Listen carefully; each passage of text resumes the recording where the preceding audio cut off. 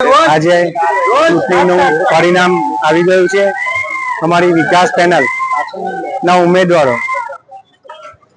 બરાબર ફાઇટ આપી છે અને એક મતથી લઈને એક મત બે મત એવી રીતે અમે ચૂંટણી હાર્યા છે. પણ અમે આવનારા દિવસોમાં જે એક મતની જે ખામી છે તેને અમે પૂરી કરીશું.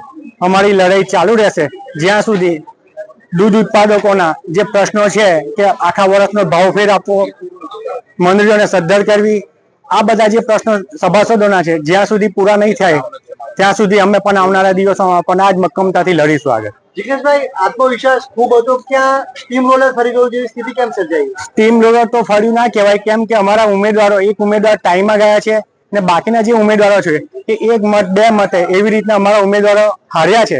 એટલે અમે હાર્યા નથી પણ અમારી જીત જ છે. કેમ કે 17 વર્ષથી એક ખટ્ટું શાસન છે, પાછલા એક ટર્મથી બિનહરીફ બોર્ડ હતું. પણ આ વખતનું ઇલેક્શન સભાસદોના જોમ જુસ્સાના આધારે પણ અમે એવું સમજીએ છીએ કે એક મત કે બે મત એક જનાદેશ છે અને સ્વીકારે છે, પણ અમે હારતા નથી. જિગ્નેશભાઈ, મેન્ડેટનું ફેક્ટર ક્યાં કારણભૂત રહ્યું એવું લાગે છે? થોડું પાર્ટીનો પ્રશ્ન છે, પણ અમારી લડાઈ જે સભાસદો માટે હતી એ અમે અત્યારે પુરવાર કરીએ છીએ કે એક મત કે બે મત એનાથી વધારે હારજીત છે ને આ મતની અંદર.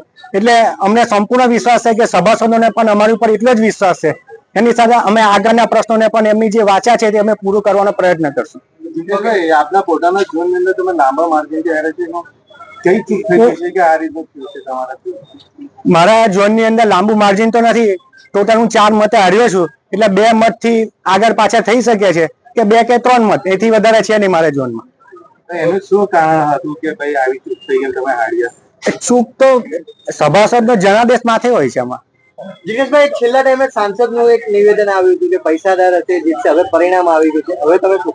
મેં પાછળનું બધું જે આપણા સિનિયર સાંસદ છે અને વર્ષોથી સંસદ સભ્ય છે એટલે એમને પણ જે કઈ વિચારીને બોલ્યું હશે ને એમને કઈ લાગ્યું હશે એ પ્રમાણે જવાબ આપ્યો છે. Thank you.